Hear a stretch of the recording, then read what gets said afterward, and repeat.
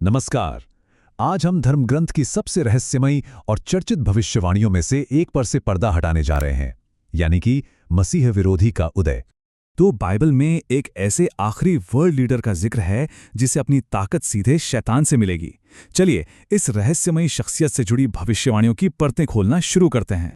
देखिए, इतिहास में कई ऐसे लोग हुए हैं जिन्हें मसीह विरोधी कहा जा सकता है, लेकिन धर्म ग्रंथ एक आखिरी शख्स पर जोर देता है जिसका आना अभी बाकी है।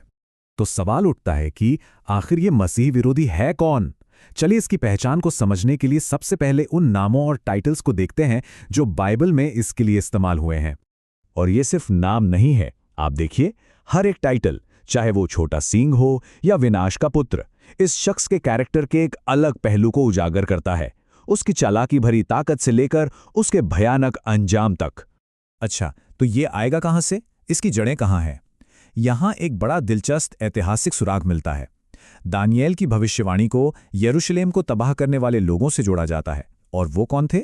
वो थे रोमन्स। चलिए अब थोड़ा और गहराई में उतरते हैं और देखते हैं कि भविष्यवक्ताओं ने इसकी क्या रूपरेखा तैयार की है।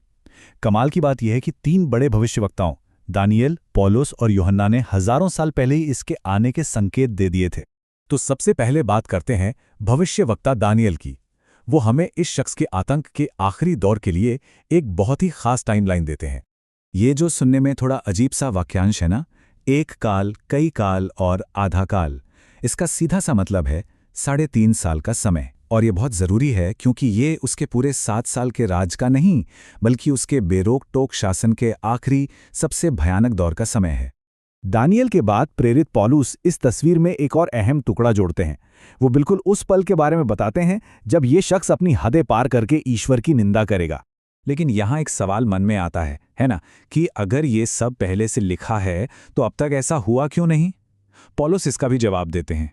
वो एक रहस्यमयी रोकने वाले का जिक्र करते हैं, कोई शक्ति या व्यक्ति जो अभी इसे पूरी तरह से सामने आने से रोके हुए है। और फिर प्रेरित यूहन्ना हमें प्रकाशित वाक्य में सीधे इसकी पावर के सोर्स तक ले जाते हैं। यहाँ ये साफ हो जाता है कि आखिर इसे अधिकार मिलेगा कहाँ से। और ये ताकत एक बहुत बड़े चमत्कारी धोखे के साथ दुनिया के सामने आएगी। सोचिए, एक जानलेवा घाव जो रहस्यमयी तरीके से भर जाता है। ये एक ऐसी घटना होगी जो पूरी दुनिया को हैरान कर देगी और लोग उसकी पूजा करने पर मजबूर हो जाएंगे। यहाँ पर आकर हमें इसकी पावर का पूरा स्ट्रक्चर समझ में आता है। असल में ये पवित्र त्रिमूर्ति की एक बहुत ही भयानक, एक शैतानी नकल है। आप देख सकते हैं, शैतान पिता की जगह लेता है, मसीह विरोधी पुत्र की, और एक झूठा भविष्यवक्ता पवित्र आत्मा की। और इन तीनों का मकसद एक ही है, पूरी दुनिया को धोखा देना। तो ये सब होगा कैसे? ये शख्स पावर में आएगा कैसे? इसके लिए एक बिल्कुल साफ 3 स्टेज का प्लान बताया गया है। एक ऐसा सफर जो एक शांति दूत के तौर पर शुरू होगा और एक तानाशाह पर जाकर खत्म होगा। ये पूरा घटनाक्रम 7 साल के एक दौर में होगा, जिसे महाक्लेश का समय कहा जाता है।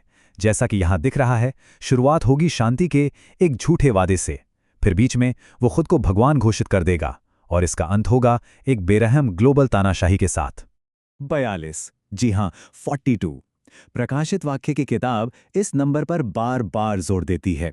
ये 42 महीने उसके आतंक के आखिरी राज का बिल्कुल सटीक समय है। वही 3.5 साल जिसकी भविष्यवाणी दानियेल ने भी की थी। सब कुछ जुड़ा हुआ है। और इस आखिरी दौर के बारे में खुद यीशु ने कहा था कि ये एक ऐसा भयानक क्लेश का समय होगा जैसा दुनिया के शुरू होने से लेकर अब तक कभी नहीं हुआ और न ही कभी होगा। ये सब सुनकर एक बहुत बड़ा सवाल खड़ा होता है ना, कि दुनिया ऐसे किसी शख्स को स्वीकार कैसे कर सकती है? इसका जवाब छिपा है धोखे के तरीके में।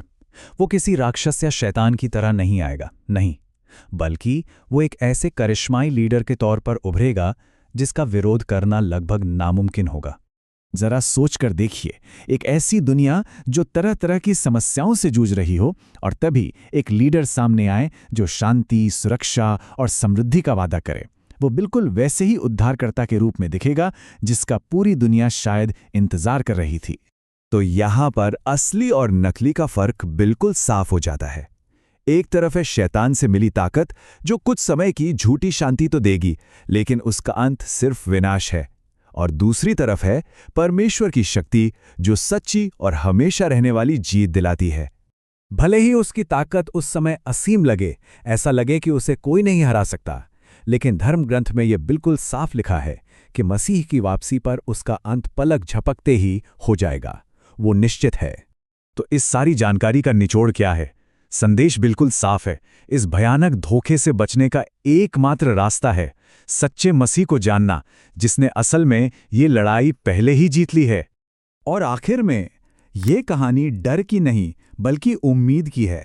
हमें याद दिलाया गया है कि ऊपर देखते रहें, क्योंकि अंतिम छुटकारा और जीत निश्चित है।